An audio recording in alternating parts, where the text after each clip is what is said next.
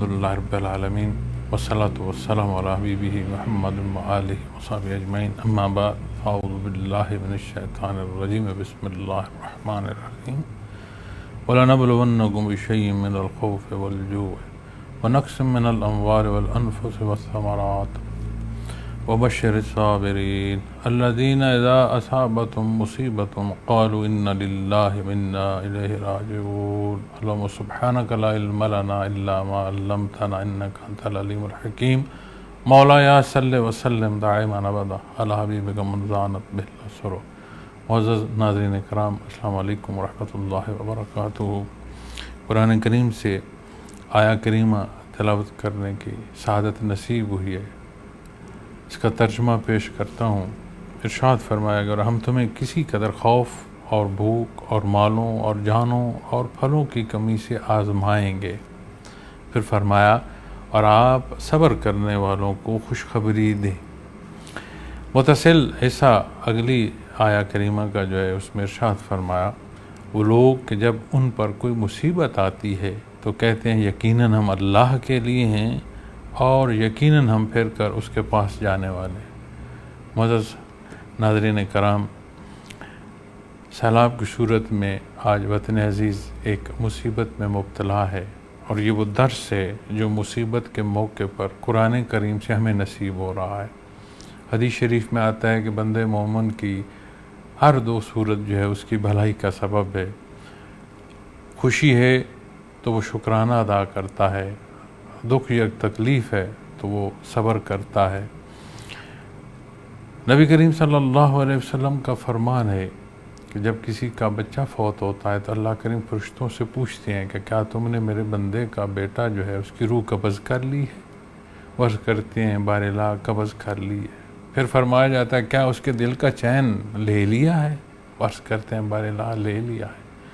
تو فرماتے ہیں کہ میرے بندے کا حال وہ کیسا ہے؟ تو عرض کرتے ہیں کہ وہ اِنَّا لِلَّهِ وَإِنَّا إِلَيْهِ رَاجِعُونَ پڑھتا ہے اور اللہ تیری حمد بیان کرتا ہے. اللہ کریم فرماتے ہیں کہ جنت میں ایک گھر تعمیر کیا جائے جس کا نام بیت الحمد، تو اس کے لیے اللہ کریم جنت میں گھر تعمیر فرماتے ہیں.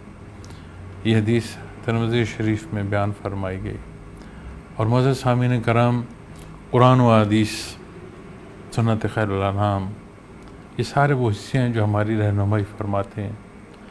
یہ مصیبت ہے، سختی ہے، بے شک ہے، لیکن یہ ایک ایسی آزمائش ہے کہ جس میں ہم نے صبر سے گزرنا ہے. جن پر یہ آزمائش وارد ہوئی ہے وہاں بھی صبر کی ضرورت ہے، اور ہم جو باقی قوم ہیں، بحیثیت قوم بھی، بحیثیت مسلمان بھی، وطن عزیز اور دنیا کے ہر گوشے میں بسنے والے، پھر بات بحیثیت انسان تک جاتی ہے کہ ہم بھی ایک صبر کا مظاہرہ کرتے ہوئے اپنے حصے میں، اپنے رزق میں اپنے ان بھائیوں کو شامل کریں. جب بھی وطن عزیز میں کبھی مصیبت یا ایسا نیشنل ڈیزاسٹر ہوا تو ہم نے سلسلہ نقشبندیہ ویسیہ کے پلیٹ فارم اور اس کی ذیلی تنظیموں سے اپنے حصے کے مطابق خدمت ادا کرنے کی کوشش کی ہے. اور یہ پہلی دفعہ میں اپنے سیٹ اپ سے باہر اپیل کر رہا ہوں کہ اتنا بڑا نقصان ہے کہ وطن عزیز کے لگ بھگ 70% حصہ جو ہے وہ زیر آب آیا ہے. کروڑوں لوگ بے گھر ہوئے ہیں، بے شمار جانیں اور مال جو ہیں وہ ان کا نقصان ہوا ہے. تو جب تک ہم من حیث القوم اس میں اور پورے اتفاق کے ساتھ ایک دوسرے کے ساتھ معاونت کرتے ہوئے، لحاظ کرتے ہوئے اور جہاں ضرورت ہے وہاں تک پہنچتے ہوئے یہ کوشش نہیں کریں گے تو یہ تکلیف کی صورت جو ہے وہ اور بڑھتی ہے. تو اللہ کریم انہیں صبر عطا فرمائیں، اجر اور ثواب عطا فرمائیں جو اس تکلیف سے گزرے ہیں یا گزر رہے ہیں. اور اللہ ہمیں یہ توفیق عطا فرمائیں جو اس مصیبت کے علاقے سے باہر ہیں کہ اپنے بھائیوں کی ہم معاونت کر سکیں. تو میں اپنے تمام قوم سے، اپنے تمام بھائیوں مسلمانوں سے، یہاں کے جو باسی ہیں، دنیا کے کسی خطے میں رہتے ہیں، ان سے اپیل کرتا ہوں کہ ہم مل کر اس مصیبت سے نپٹنے کی کوشش اور صحیح کریں. اللہ کریم ہماری مدد فرمائے. تو اکاؤنٹ نمبر بھی میں شیئر کر رہا ہوں، اور پھر جو حالات سامنے آتے ہیں تو وہاں کی جو حالات ہیں وہ بھی شیئر کروں گا، اور ذیلی جو جگہیں یا جن کا تعین ہوگا مقامات کا، وہ ان کی انفارمیشن بھی شیئر کرتا جاؤں گا۔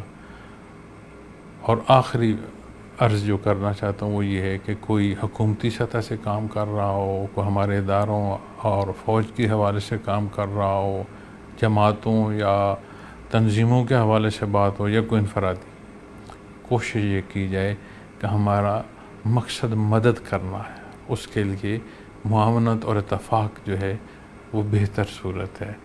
ہم ضرورت ہے قومی حمیت کی، ایک قومی غیرت کی ضرورت ہے، اللہ کریم سے مدد مانگتے ہوئے ایک ایمانی کیفیت کی ضرورت ہے کہ ہمیں جذبہ ایمانی سے اپنے بہن بھائیوں کی مدد کے لیے پہنچیں۔ اللہ ہمیں توفیق عطا فرمائے، اللہ اس مصیبت سے چھٹکارا عطا فرمائے۔ جزاکم اللہ۔